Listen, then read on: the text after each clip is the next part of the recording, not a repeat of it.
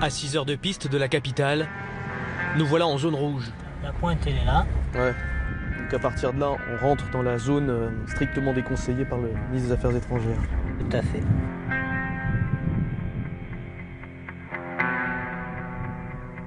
La Mauritanie, une zone à risque pour les autorités françaises qui y redoutent les actions d'Al-Qaïda au Maghreb islamique. Depuis 2007, 4 Français ont été tués. Un kamikaze s'est fait sauter contre l'ambassade de France et 5 Européens ont été retenus en otage.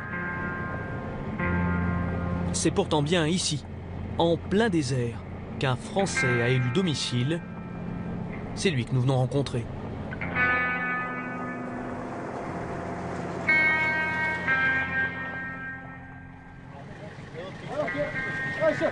La direction de France 2 n'a autorisé notre départ qu'à condition de tourner sous escorte armée.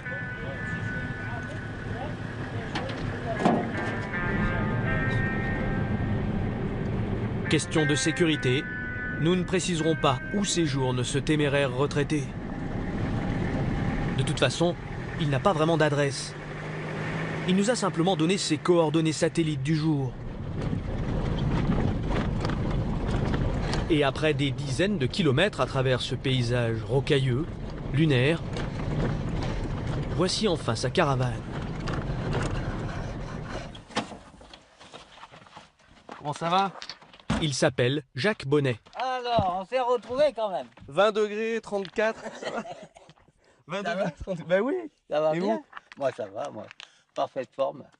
79 ans, Rendez-vous mieux. grenoblois, il a tout vendu pour venir passer sa retraite ici, en nomade, à dos de chameau. Là, vous allez à une source, c'est ça? Ouais. Puis, Ça a combien de temps? ça doit être à 4 kilos dans 1 heure. Nous, à 1 heure à chameau. C'est lequel, le vôtre de chameau, là? Montrez-nous. Le blanc, là. Voyageur sans but, Là. Jacques explore ce désert depuis 20 ans. Il l'a longtemps fait seul, mais l'an dernier, une chute de chameau lui a causé une fracture du col du fémur. Viens, Antoine. Depuis, il s'attache les services de Louine, le chamelier. Avec eux, il y a aussi Antoine. Ça, c'est Antoine. Votre compagnon de route. Voilà. C'est lui qui me porte et qui porte le matériel aussi. Mais vous avez un 4x4 par ailleurs pour circuler? Non.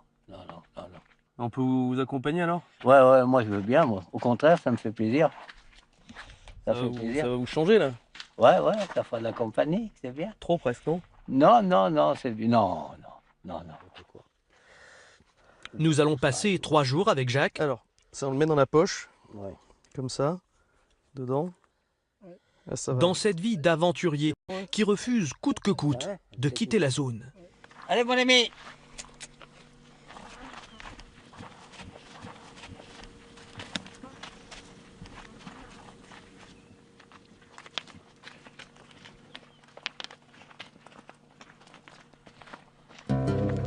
Jacques s'est affranchi de la peur que nous inspirent désormais ces contrées.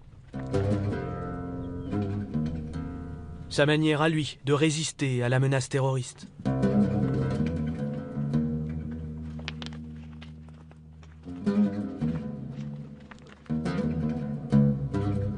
En 20 ans, il dit n'avoir jamais croisé l'ombre d'un djihadiste.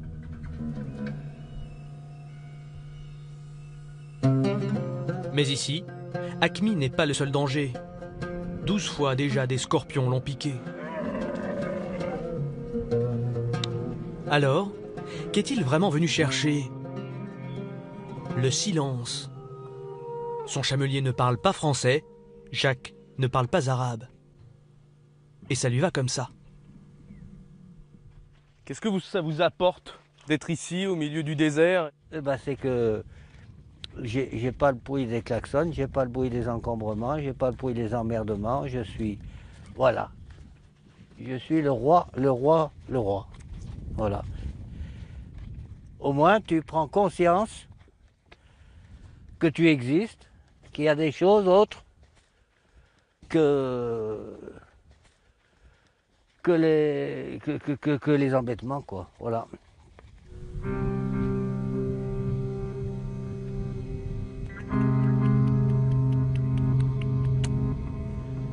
Chaleur écrasante, plus de 40 degrés. Mais Jacques a fait carrière dans les surgelés. Ça l'a lassé du froid.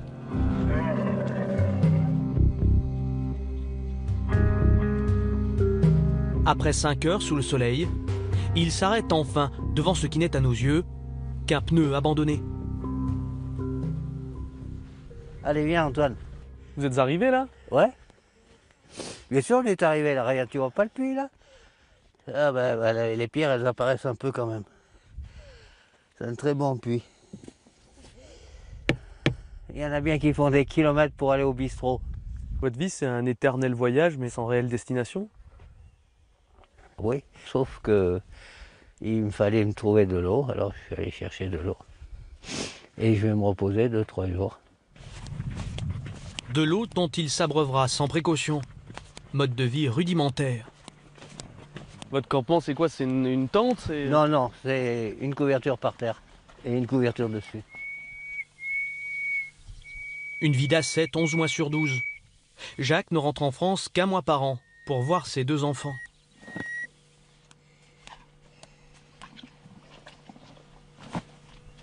Le reste du temps, il mène son existence d'authentique nomade, où tout est rare et rien ne se perd, pas même un vieux foulard.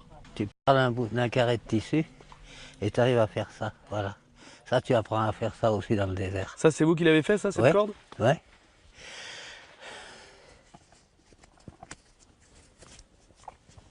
Et pour la nuit, tu rétrécis son entrave, quoi. La trace d'un chameau qui est libre, c'est pas la même qu'un chameau qui est entravé. Comme ça, si tu cherches un chameau, tu vas pas courir après les chameaux qui sont libres ou les chamelles. Tu cherches après les traces d'un chameau entravé. Voilà. Comme ça, tu sais tout. Fasciné dès l'enfance par le Sahara, Jacques a consacré sa vie au travail. Et il a dû attendre 58 ans avant d'enfin fouler ses dunes. Il y a aussitôt installé sa vie. Car Jacques ne fait rien à moitié. Après de brillantes études d'ingénieur, il devient moine ouvrier. Puis une rencontre l'éloigne de Dieu. Il reste marié 10 ans, fait 2 fils, puis vient le divorce et ses affres. Au début des années 90, c'est bien lui sur ces images. Alcoolique, il tombe malade. Un cancer d'abord, une leucémie ensuite. Il survit, mais n'est plus apte au travail. J'arrivais à un moment donné où, dans la catégorie d'invalidité que je suis, je ne pouvais même pas voir le mi-temps thérapeutique. Je ne sais pas si tu sais ce que c'est. Bon, le mi-temps, bon. Comme horizon, la télé et la belote au bistrot. J'aime bien les deux, mais passer ma vie, restant de mes jours à faire ça, non. Alors ça m'a décidé à courir un peu le monde. Jacques a ainsi échappé à la routine, l'a remplacée par des défis quotidiens. Comme chaque jour, en plein désert, trouver de l'eau ou du bois pour cuisiner.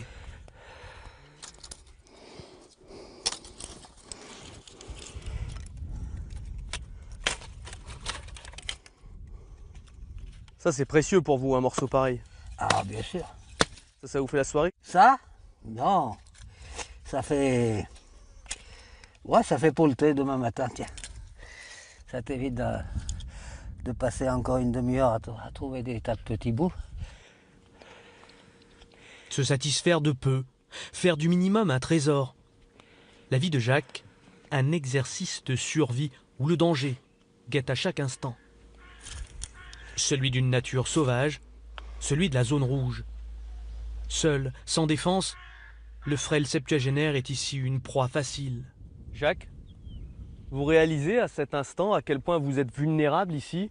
C'est-à-dire, Si quelqu'un de mal intentionné, Acme par exemple, surgit ici, vous êtes la proie de quiconque. pourquoi tu dis qu'il y a un acme là? Parce qu'on est en zone rouge. Quand ça fait je sais pas combien d'années que tu te balades dans le désert et que tu n'as jamais rencontré quelqu'un de mal intentionné, Il suffirait d'une fois. ben oui, c'est vrai. Voilà. Comme pour gagner au loto, il suffit d'une fois. Est-ce que vous y pensez à ce risque parfois? Oui, bien sûr. Puis je dis, arrête de divaguer. Il peut toujours avoir un fou. Ça, c'est vrai. Voilà. Ça sera pas de chance, hein. Mais moi, ça me fait, non, ça n'arriverait pas à me donner mauvaise conscience. Non, pas du tout, pas du tout. J'ai choisi. D'accord? À partir qu'il y a un choix, tu prends un risque. Hein? Mais c'est pas que à vos risques et périls, c'est aussi au risque et péril de ceux qui pourraient avoir pour mission de vous libérer. Oui, eh ben, c'est leur boulot, non, les militaires, de mourir à la guerre. Merde.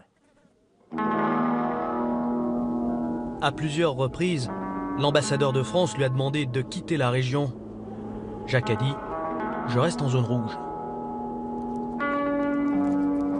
À chaque halte, il demande à son chamelier de le laisser seul. Toujours cette quête de solitude. C'est un mélange à base de tomates surtout de tomates et d'oignons séchés. C'est des légumes séchés au soleil. Du poisson séché. Le soir, dans cette vie d'ermite ou presque, Jacques prépare son unique repas de la journée. Voilà, et ça, c'est la base. C'est la céréale. Bourouillabis. C'est du pain rassis qui est repassé au minotier.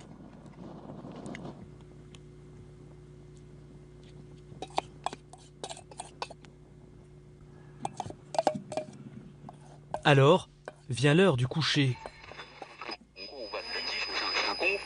C'est quoi la folie? Vous avez commencé à l'avoir ironique. La folie, c'est celui qui pense pas comme moi. Jacques Bonnet, de nuit, établit alors l'un de ses rares liens avec la civilisation. Sous une simple couverture, sous les étoiles. Ben voilà, je suis prêt, hein. Pourquoi cela fait si peur, cette folie? Pour vous, c'est quoi la folie? Il faut toujours un brin de folie. Mais la folie. En général, quand quelqu'un ne raisonne pas comme toi, on dit il est fou. Non? Il est différent, c'est tout. Vous, on pourrait dire que vous êtes un peu fou, vu d'ici. Si tu veux. Ça vous va? Si ça tranquillise. Moi, je sais que je suis pas fou. Quand vous entendez ces nouvelles de France, Oui, souvent graves en ce moment, qu'est-ce que vous vous dites? je suis bien là. Je peux pas dire le contraire. Depuis le temps qu'on me traite de fou, mais tu vas chez les bandits. Si tu veux. Vous êtes plus en sécurité ici? Ah ouais, ça c'est certain. C'est certain, malgré les bestioles qui peuvent se rôder, malgré... voilà. Allez, c'est bon, on vous laisse vous coucher. C'est gentil. Bonne nuit.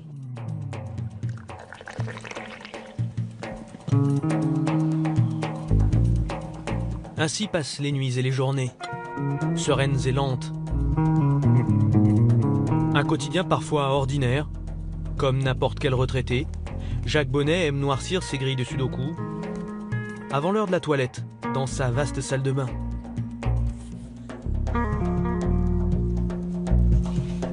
Une retraite en zone rouge, où ni la peur ni la crainte ne semblent trouver leur place.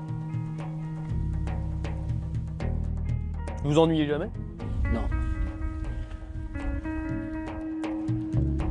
Des journées qui filent à la vitesse d'un chameau, 4 km/h.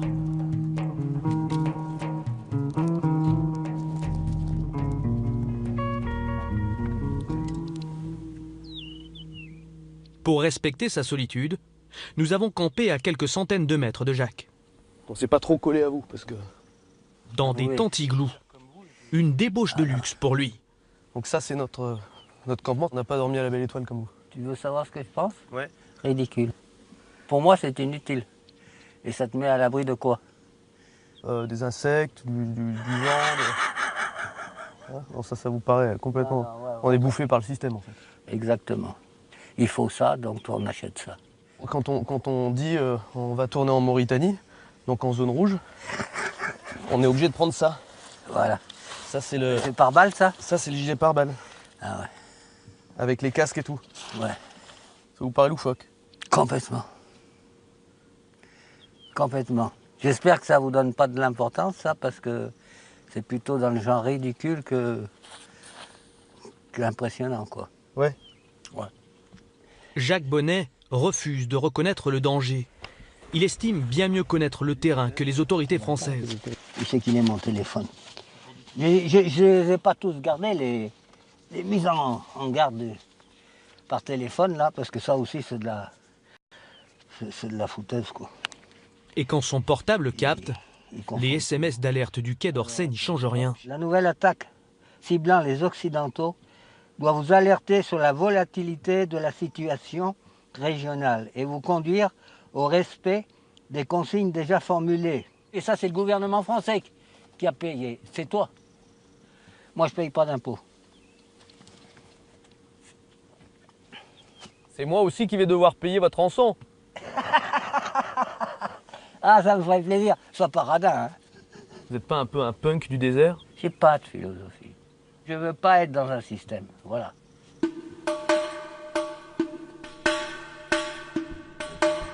Jacques Bonnet ou l'errance d'Arabie. Nous rendons le vieil homme au désert. Sa destination? Vagabonder de dune en dune jusqu'à une oasis à quelques heures ou quelques jours. Un lieu paisible où faire escale dans cette existence, sans crainte ni contrainte.